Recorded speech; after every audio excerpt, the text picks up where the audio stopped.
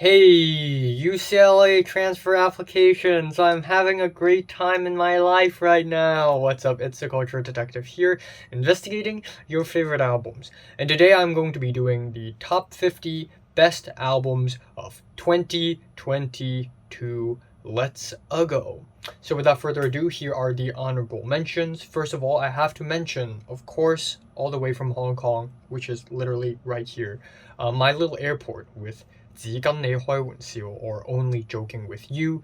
And then afterwards we have Cities Aviv with Man Plays the Horn, Sigh with Shiki, Jack White with Fear of the Dawn, Sudan Archives Natural Brown Prom Queen, Petro Girls Baby, Yamashita Tatsuro's Softly, It's Been So Many Years and the guy still has it, Pusha-T's Charismatic Ballsy, It's Almost Dry, Weyes Blood's Elegant and Beautiful, and In the Darkness, Hearts Aglow. Sonhos tomam conta, Brazilian dream pop artist, returns with, once again, with Maladaptive Daydreaming, FK Twigs mixtape, Caprisongs, Nanoray's very aggressive electronic otaku thing, Digimaiden, JER or Jer's Bothered Unbothered, Alex G's God Save the Animals, The Black Skirts, Korean artist right here with the a little bloated but still very dreamy and lovely Teen Troubles.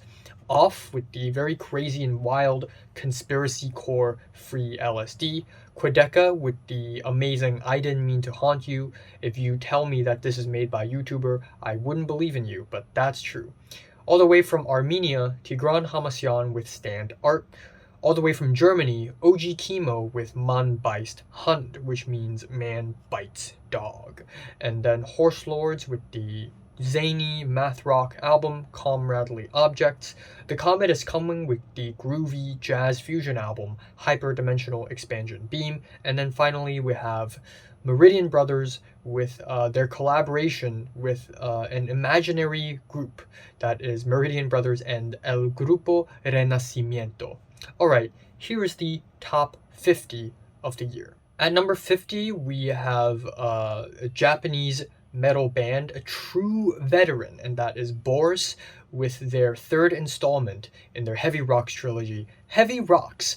At 49, I'm giving it to Kaylee Malone with Living Torch, which is a drony ambient album that is noisy and enveloping and surreal. At 48, Beyonce returns with a banger of an album that is Renaissance.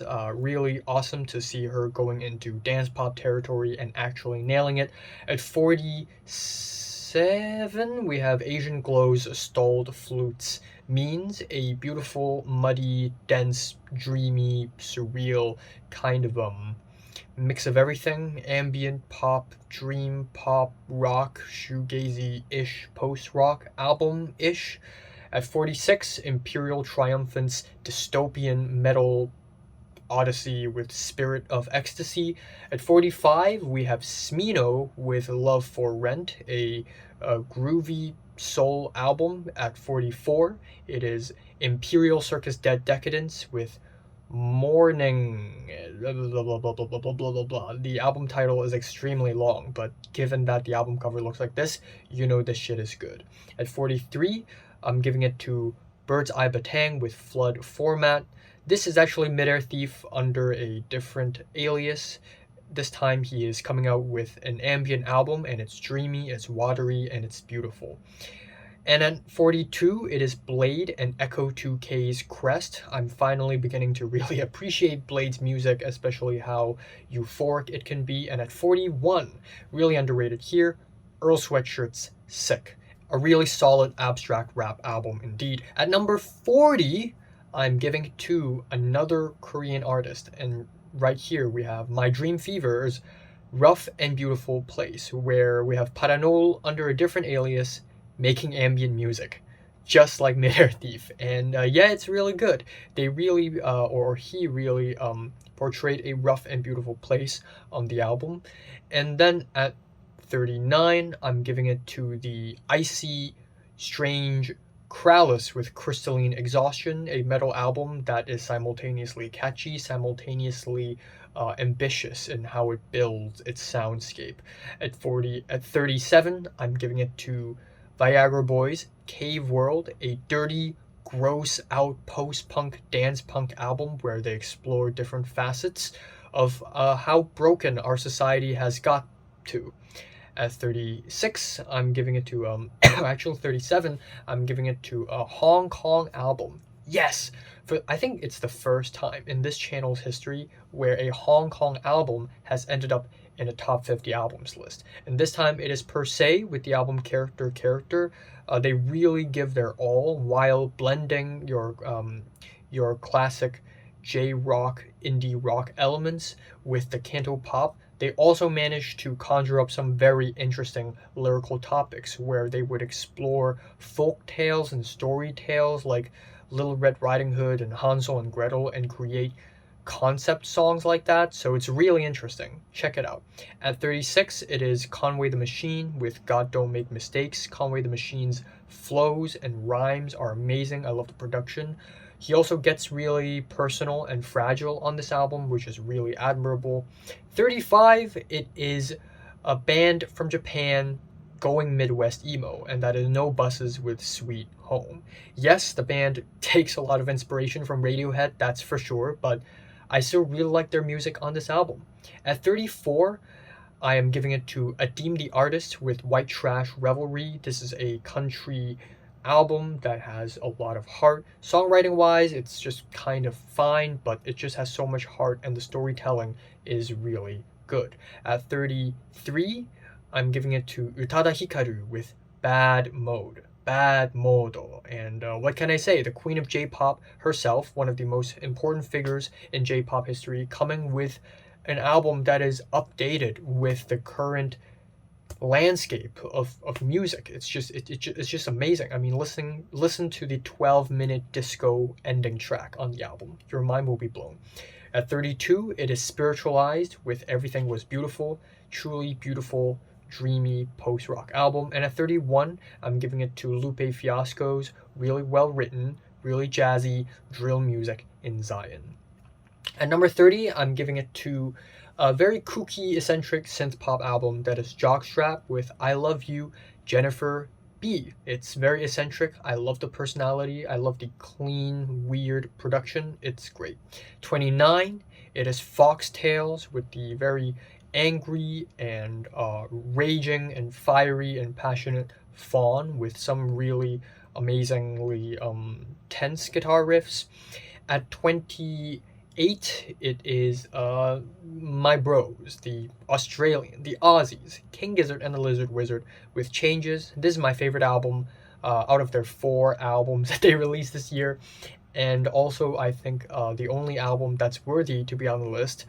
But I really like it. I think it is the band going to a more easy and easygoing route. A lot of the songs off of this album is really easygoing and relaxing and cheeky and sweet, and that's basically about it, and it just really works out for me. 27, I'm giving it to King's Disease 3 by Nas. Truly well-written, solid album. I love the beats. The beats, they bounce really hard, and Nas comes off with a lot of amazing imagery, very amazing rhyme schemes as well. Nas truly doesn't go down.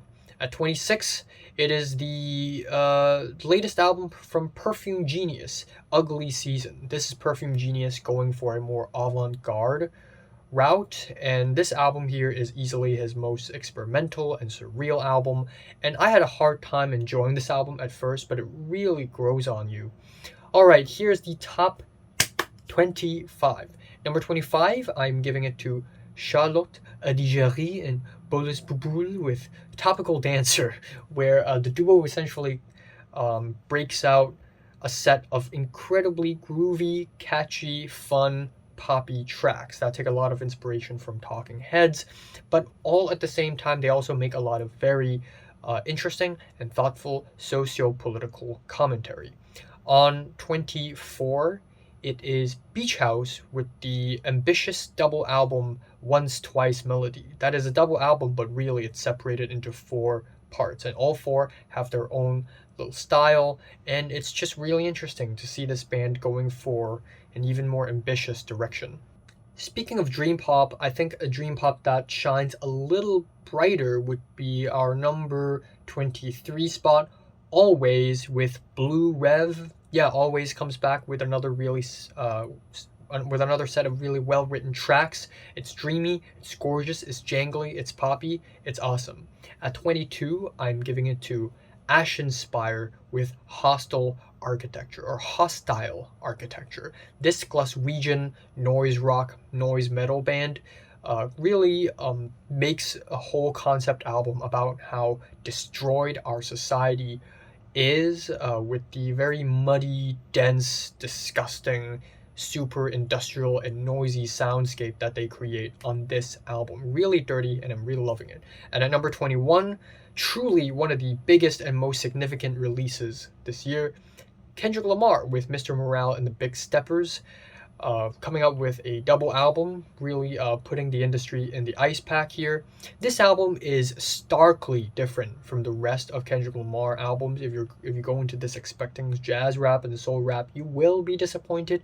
It's rather more updated with the current hip-hop scene, but even so, Kendrick Lamar uses a lot of very interesting devices, both musically and lyrically, to talk about his own personal life, being a father, and his own struggles with addiction and other things as well. It's really interesting, and it's got a lot of interesting production as well. All right, top 20, here we go. Number 20, shout out to Southeast Asia, shout out to Singapore for Wormrot with Hiss, one of the most exciting, pummeling metal albums of the year. The band really tried everything. Even though it's very much a metal album, there are bits of sludge metal, heavy metal, noise metal, a bit of black metal here and there, and every single track is so minute, yet they all hit so hard, and it's just so much freaking fun, and I just really love it. I love the album cover, I love the personality of this album, and it's truly one of the better metal albums this year. At number 19, sounds very different, and that is Billy Wood's Aethiopes. This is an abstract rap album that is more for the brains than for the musical jams. Yeah, Billy Woods, of course, I mean, he's always been a great rapper. He's always been a great lyricist as well, coming off with one after another really insightful and thoughtful rap tracks with ominous, dreary, strange instrumentals that are just kind of encapsulating and kind of mesmerizing at some points. At number 18, I just noticed this. I'm giving it to 1800 Pain with Their Money Is Your Money. Yeah, this is basically Death Grips, but even more Gen Z, even more washed out. It's so full of white noise. It's so noisy and crushed and broken, and it's got the 100 gex-ish vocal performances. It's got the nonsensical, over-the-top, braggadocious lyrics that don't even belong to the realm of sanity. It's so off the rocks. It's so off the roof. It's so absolutely out of touch with reality. It's a trip. Listening to this album is a trip. Number 14, number 17. What am I doing? Number 17, I'm giving it to Denzel Curry with Melt Your Eyes, See Your Future. Denzel Curry, every time he releases an album, it's good. So, of course, this album has to end up on the top of the list somewhere. And yeah, Denzel Curry is more personal and more thoughtful than ever on this album. Instead of making bangers and screaming only, this album focuses a lot more on his softer and more personal side, which resulted in some really interesting songs because you get the really great production, you get the great instrumental choices as well. I love the jazzy and the soul moments, they are all fantastic. But also you get Denzel Curry's new side in this hip-hop scene, which is really cool and interesting. Afterwards, at number 16, I am giving it to one of the best storytellers in folk music right now, and that, of course, is Mr. Richard Dawson with The Ruby Chord. After his two fantastic albums, he, of course, has to return with another album where instead of talking about the past or the present day, he talks about the future. There is a lot of brilliant storytelling on this album. He describes the future in such a refreshing and strange and otherworldly way. It really highly differs from future depicted in music and in movies in general. His version of the future is so broken, but yet so real and new. It's a really interesting perspective. We also get some really again freaky folk guitars, some interesting electronic moments of production here and there, and also a cinematic ending to the album. And also the first track of this album is 41 minutes long, so check that one out. All right, at number 15, one of the best hip-hop albums of the year, and that is JID's The Forever Story. JID really fully utilizes his talents, his singing. I did not expect his singing to be this good. I totally did not expect it to be this good. His rapping, his flows, his rhyme schemes, his absolutely charismatic personality. The beats on this album are also really good. There's a bit of here and there on this album. There are bangers on this album. There are slow burns on this album. And it's also a long album. But he makes sure he packs in all the great stuff on this album, because you get the personal moments, you get the banger, fiery ragers on this album, and it really tells a story about JID himself. And it's just one of the most packed, one of the most solid rap albums of the year. At number 14, it is Chat Pile with God's Country. This is a noise rock sludge metal album that is dirty, wild, aggressive. Not only do we have the catchy guitar riffs and the drums and the rhythms, which I really like and which I think is essential to a good metal album, but also the band goes really hard on socio-political topics, especially on topics like homelessness on the track Why, which is also one of the better tracks this year. But also many other tracks as well. A lot of very violent moments. Tracks like Slaughterhouse, for example.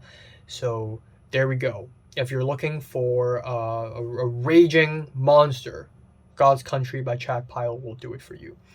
At number 13, the other rap album that I think knocks JID out of the park just by a little. A slightly better rap album than the new JID. And also what I think is one of the best produced rap albums of the year, if not the most well produced, Black Thought and Danger Mouse's Cheat Codes. God damn, is this album freaking amazing. In terms of the instrumentals themselves, we have some of the most artistic, tasteful, flavorful beats you could hear in hip-hop all year, but also the fantastic features, the Michael Kiwanuka feature, the MF Doom feature, actually being used well instead of being like a grave digging thing. It's actually implemented really well, and just a lot of interesting combinations of artists as well. You know, all the way from A$AP Rocky to Run the Jewels, we have a lot of very interesting features coming together with a very artsy, thoughtful, well-written rap album that just has a lot of personality. And also Black Thought, Danger Mouse, come on, they're veterans. They're freaking veterans in the hip-hop scene. So Cheat Codes. Number 12, of course, you know, their last album is freaking great, so also expect the same for their new album, and that is Otoboke Biba with Super Champon. Yes. So yeah, what can I say?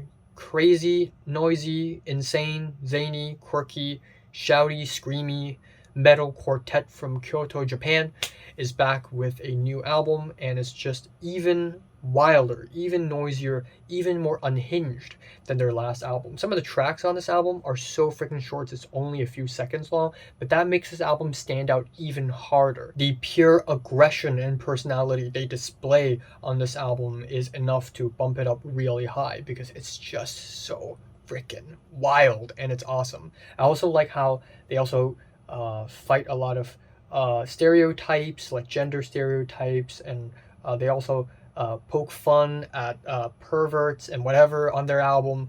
Really cheeky, really unapologetic, and that leaves us to number 11, and that is Silvana Estrada's Marchita, one of the Latin folk albums to come out earlier this year. Really early, I believe January or February, and it's one of the most gorgeous albums of all year. I think the performances are really emotional and passionate. All of the tracks here provide a little bit of beauty that I don't think a lot of artists are able to achieve. But yeah, she just really revels in her simplicity because a lot of the tracks here on this album are ballads. They're really skeletal and stripped back, but that doesn't stop her from being incredibly fiery and passionate and emotional at points, really making her personality shine through with the very minimal instrumentals here. So definitely check it out. All right, top 10 favorite albums of the year. Let's go. Number 10, I am giving it to Death's Dynamic Shroud's Dark Life. Yeah, this is a little different from Death's Dynamic Shroud's last album, where it's more minimal, it's tighter, sort of vaporwave album. This album, however, is a lot larger, a lot more ambitious, and they frickin' deliver with an incredibly otherworldly vaporwave album. They take some of the biggest pop hits and crush them and distort them and compress them and destroy them until they become songs that sound like they're made by aliens. A lot of the tracks here, the album opener Stay is literally a shot of adrenaline to the veins. Of course, Judgment Bolt is one of the most thunderous and insane tracks all year. I also really like Messi de 102, Messi de E102, one of the tracks here that just slaps so hard. This album really is the musical representation of machinery and electricity combining with humanity, organism, and coming together with one of the most strange and surreal and over-the-top pop albums of the year. It sounds freaking amazing, and it's I don't know a lot of other artists who could make songs, make music that are even close to what Death's Dynamic Shroud has achieved on this freaking album. Number nine. One Latin folk album that knocked Silvana Estrada out of the top 10 is Natalia Lafourcade with De Todas las Flores. This album is gorgeous. It's pure beauty. On this album, Natalia Lafourcade really exhibits her range of vocals and her taste in instrumentals, but also all of the tracks here are brand new, and they're also quite long, and they're also quite theatrical and cinematic. There are quiet moments followed with loud, noisy moments, and then quieter moments as well, and they all stem from Natalia Lafourcade's really poetic writing, her very passionate performances, her very theatrical performances. The theatricality of this album and her vocals are really a huge part of this album. It's so gorgeous, the instrumentation, the swaying group vocals, the soft drums, the softly finger-picked and strummed guitars, they're all just absolutely gorgeous. Some of the most beautiful music you will hear all year from this album. Alright, speaking of beautiful, number 8, Black Country New Road, Ants from Up There. A lot of people may be expecting this to be number 1 because this is a lot of people number 1. I do think it's freaking fantastic, and I think it's number 8. But it's still freaking amazing.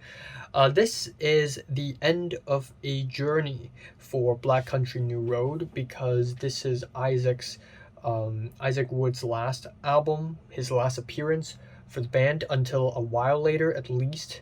If not forever. I really hope the guy's okay. But really, instead of the very eccentric and anxiety-inducing music that they put out last year, this year they put out an album where every single track sounds so emotional, so climactic, and so insanely melodramatic that every single track would work as an album ending, aside from the first track, Chaos Space Marine, which is one of my favorites of the year as well.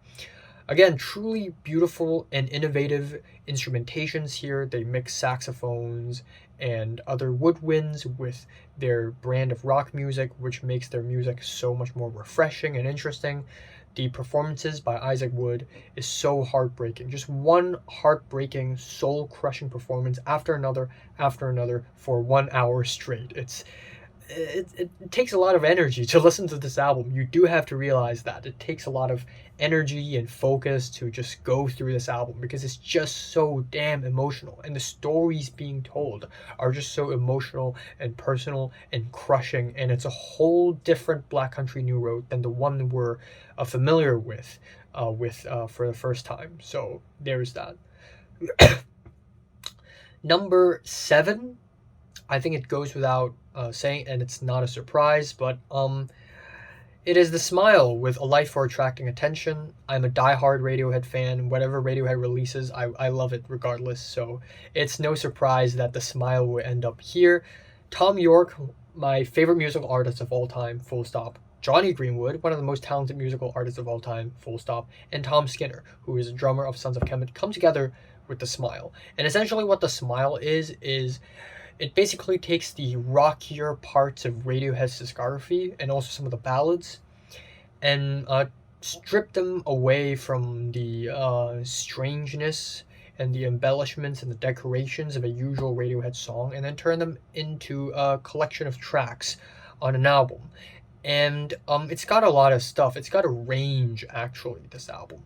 We got some straightforward, noisy post-punk tracks, rock tracks. We also got a good handful of beautiful, absolutely gorgeous ballads on this album. Free in the Knowledge, Skirting on the Surface, beautiful. And then we have these strange Radiohead-ish, the classic, ominous, eerie, surreal Radiohead quality. They basically put it on the songs here as well. Tracks like Panavision, I believe, is one of the tracks here. And A Hair Dryer is really a highlight here as well. You Will Never Work at Television. The anger, the political rage is also classic. And I just love a lot of things about this album, and it just ends up being one of my favorites of the year. No surprise. No surprises. Yes. Number 6, one of the most gorgeous and beautiful, and I know I say that a lot, but trust me on this. One of the most elegant albums of the year. Daniel Rawson's You Belong There. This is an incredibly elegant and moving and soulful folk album that just feels so genuine and so from the heart. From the dreary, weary album opener to Unpeopled Space, one of my favorite tracks all year, really. Listening to this album feels like going to a journey. Going through a journey, walking through the streets, being lost but finding hope. We also got some really interesting and well-written and thoughtful lyrics about relationships and socializing and living in general. And it's just such an immaculately moving album, and it just ends up at number 6. Top 5 of the year, let's go. Number 5, I am giving it to Gospel with the Loser. Truly one of the most cinematic and epic prog rock albums all year. This album blew me away when I first heard it.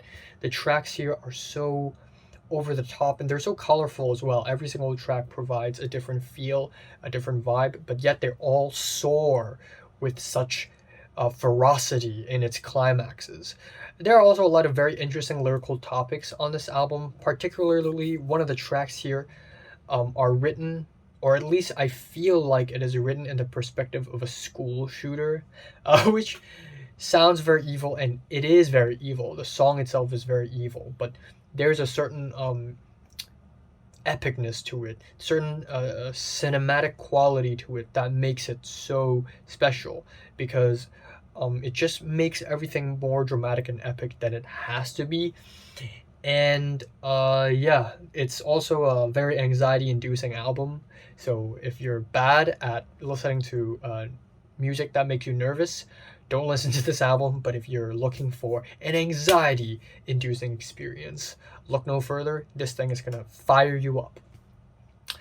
Speaking of anxiety-inducing, really, the next 2 albums also pretty much do that.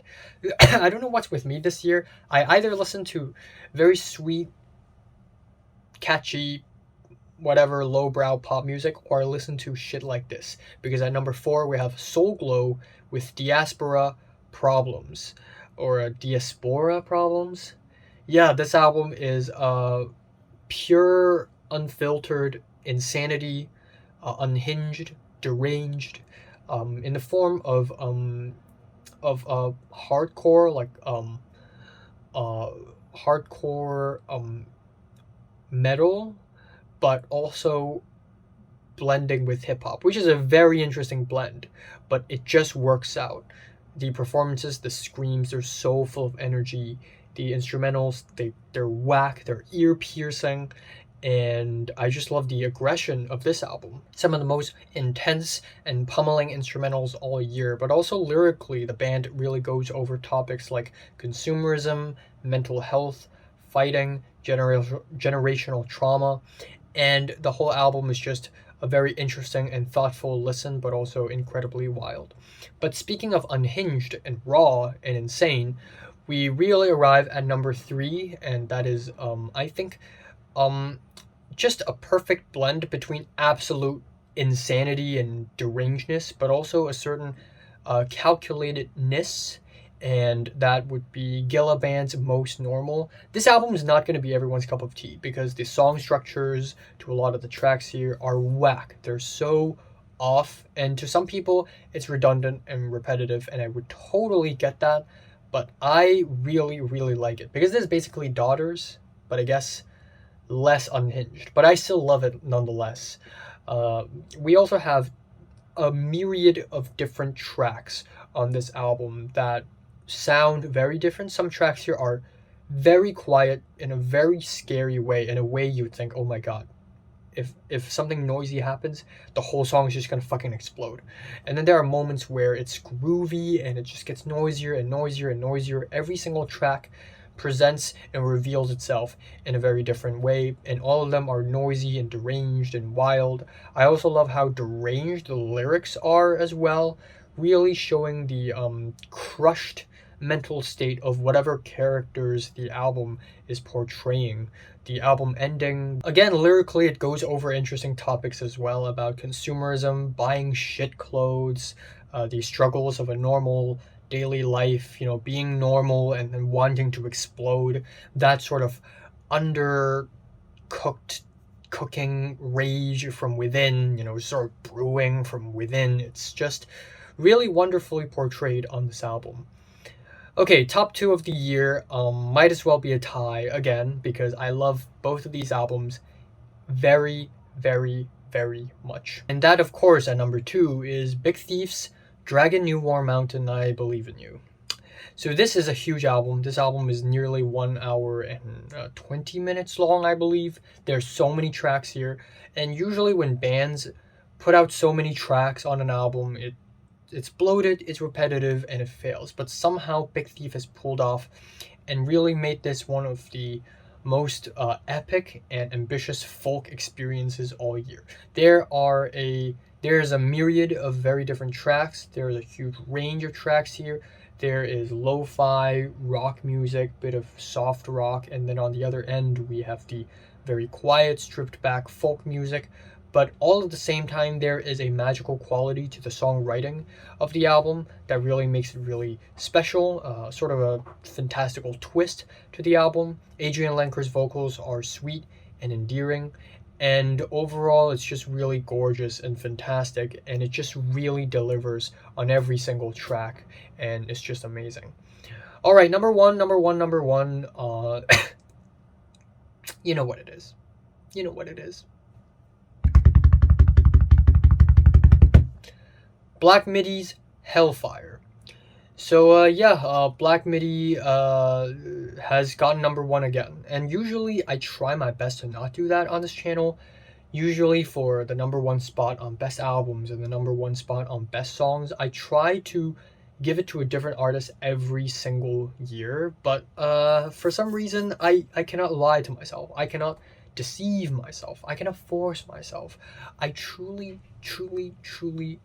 love this album, and I truly love this album more than any other albums this year. I mean, first of all, just by looking at the album cover, the pink, the messiness, it's already my favorite, but also the song, the music in the album is just fucking out of the world. It's amazing because Welcome to Hell, Hellfire is a concept album about hell and really the different people that goes to hell. And on every single track, the band describes a different story, different characters who essentially go to hell, whether it be the military private Bongo Tristan on Welcome to Hell, or the 3'3" superfluous freak on the album opener Sugar Zoo, which is, by the way, fucking amazing. Sugar Zoo, the way it starts off, the wild, rapid up and down guitars, the jazzy, sweet, beautiful breakdowns, the